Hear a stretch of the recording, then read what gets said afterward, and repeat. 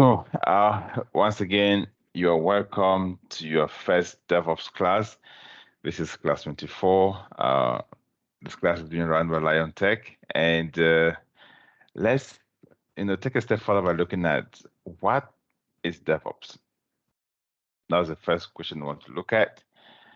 But before we get in here, I just want to give you guys. I know most have done this uh, in the course of your orientation. So, you want to become a DevOps engineer. What what do DevOps engineers do? That becomes a very serious question, on your mind. How is it going to look like being a DevOps engineer? And how is the training going to look like? That's the first thing, right? So I'll tell you my experience. So being a DevOps engineer is like it's just like a regular work where you go to 9 to 5. You understand? And you're working on projects. The company has projects that you're working on. And so that project requires you to work with other team members. So collaboration becomes a critical aspect of DevOps. At HP, for example, in my team, we have a team of 7, globally distributed teams. So we have about 3 team members, joining us from India. And from Canada, we have a couple of team members. And we have other team members joining from Poland. Altogether, we are about, 7 engineers in the team, plus a scrum master, plus a project manager, plus a product owner. In fact, plus management. So management is also part of the team. And, you know, as part of our job, we are supporting applications for the company. That's what they're paying you. They're paying us to what? To make sure that the application stays up and running. You understand? So no company wants to ever experience downtime on its application. So to maintain this promise to customers, they need individuals with knowledge, with experience, okay, to achieve that. We call that in IT high availability. You want your application to be available 100%. Now let's assume that, okay, we are supporting the HP application and there is need for us to add some devices. What happens then? Now, DevOps is not responsible with coding and adding the device IDs and all of that. No, developers will. So the developers will go to work and, you know, do their coding and add whatever device that they need to add. And then, of course, what happens? After developers have done their development, it has to go through testing. It has to go through rigorous testing, what we call regression testings, load testing with other technologies like JMeter, right? JMeter. So in this case, after developers have done their updates of the code and all of that, they have to push the source code to a platform called Git. As a matter of fact, there are several source code hosting platforms. We have Git, we have Azure DevOps, we have AWS Code Commit, we have GitLab, and we have GitHub. So these are platforms that, oh, let me add somebody here. Jean Yannick is supposed to be in class. 1 second, okay? I just forgot that I was supposed to add somebody. Give me 1 second, please. And when the right.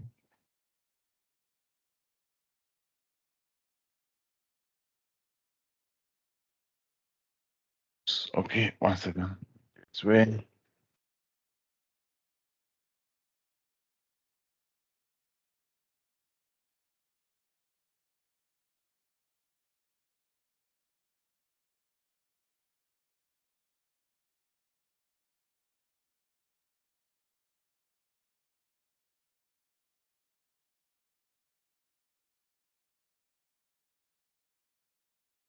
Okay. So now, you know, so in the DevOps teams, you have developers and you have what we call operations, right? The developers are responsible for actually developing the application, but they're not responsible for delivering this application to customers, delivering this application to the customers, to end users. So customers are end users. So the Facebook engineer sees all Facebook users as end users of the Facebook application. The same thing, with WhatsApp, right? We are the end users. We are the users of the application. So every application must have end users. Okay, that's the very first thing you need to know of. So every application has end users, and end users are those who are paying for the application. Right now, imagine what would be the impact if WhatsApp was to go down like for about 2 hours. Just imagine, as just try to bring in your business knowledge into this.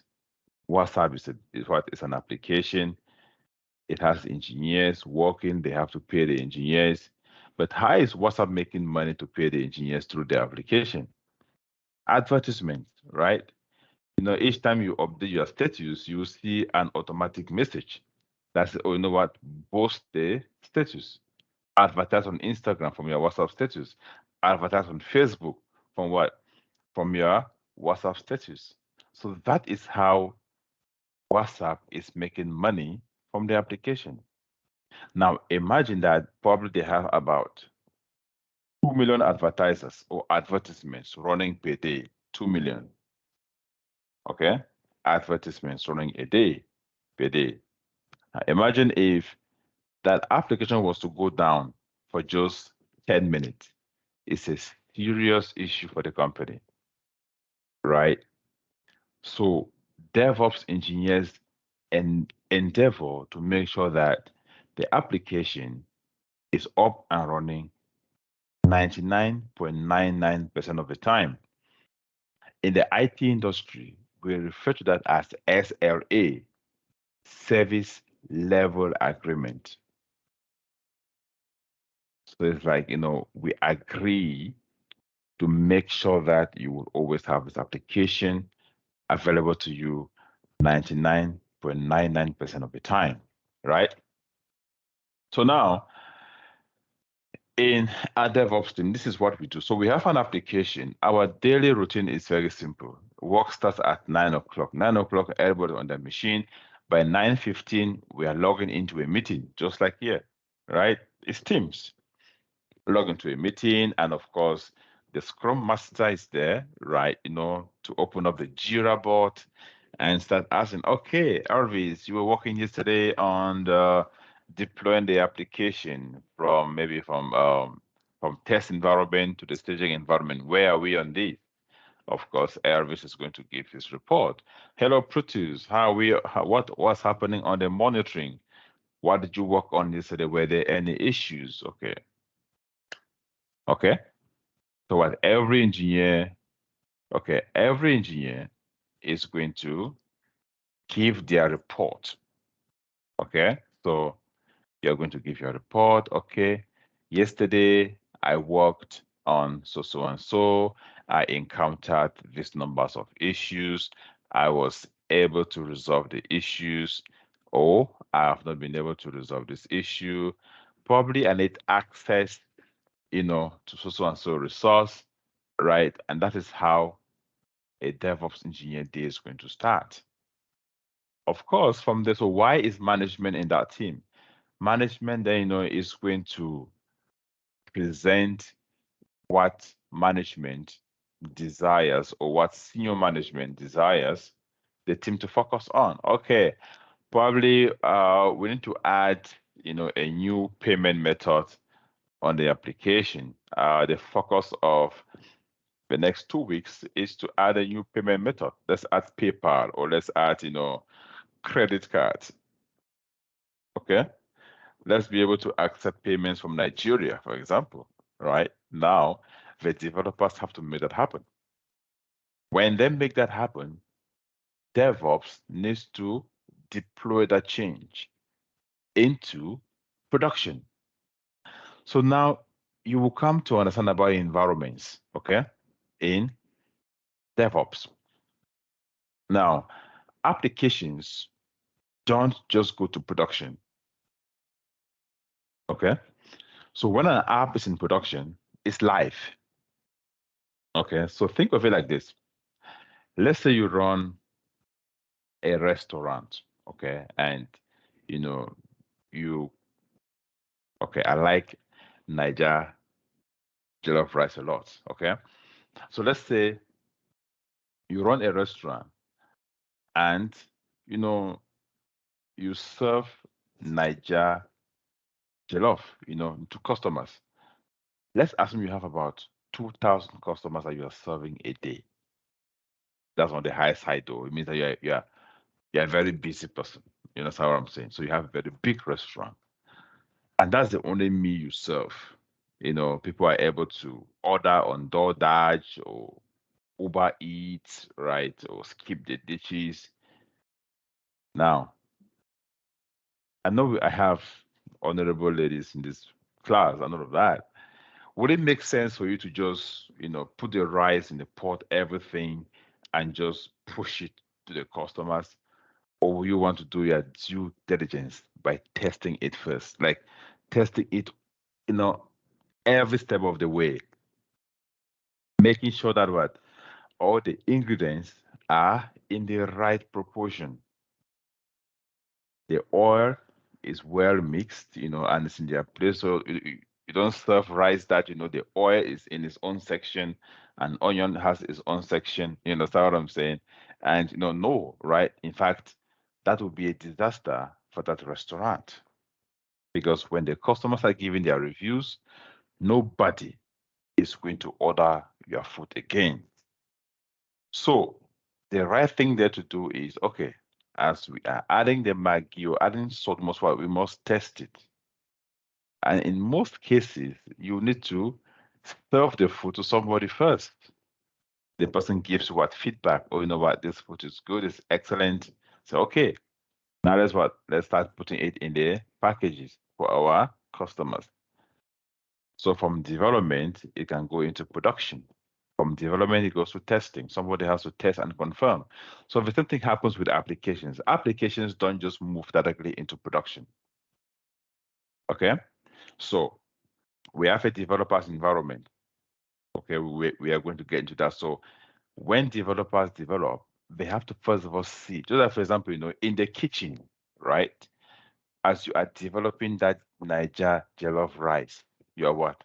You are adding all the salt, in fact, you are doing all the cooking, right? In that kitchen. You are also testing the food at the same time. So before you go serve your customers in the restaurant, you are confident of what you are taking to serve. Why? Because you have done all your due diligence. So that kitchen, we could refer to it as what? As a development environment. Okay. And of course, after that, when you serve a quantity and give another person to test, we could refer to that as the testing environment. Okay. So the tester have to test the application and give us the go ahead. Oh yeah, you know what? I think our customers are going to love this particular product. The jollof rice is good. The salt is okay. So what? This is what QA does. If you have worked in this country, for example, in the factory, there's a particular job title called QA, quality assurance, right? I remember when I used to work in the factory, I mean, at the level of everything, QA was involved. After you have packed products on the skid, and say, oh, no, no, no, this is not supposed to be packed. Please unpack it, right? And to check. Let's check there. So everything has to be the same. See, like, if the product label is wrong for any reason, no. QA will not allow it to move forward. Why? Because the customer can send it back. And when the customer send products back to the manufacturer, it becomes a problem. right? Like it becomes a problem. First, the customers is not happy, which is not a good thing. First, what? Second, there's what? Disappointment, and third is going to cost the company money to bring the products back. Fourth, there's going to be wastage, and then who pays for those wastage? Okay, so in our environment, for example, at HP, we have about 4 different environments. In fact, we have 4 different environments. We have the development environment, we have a testing environment, we have staging, we have production.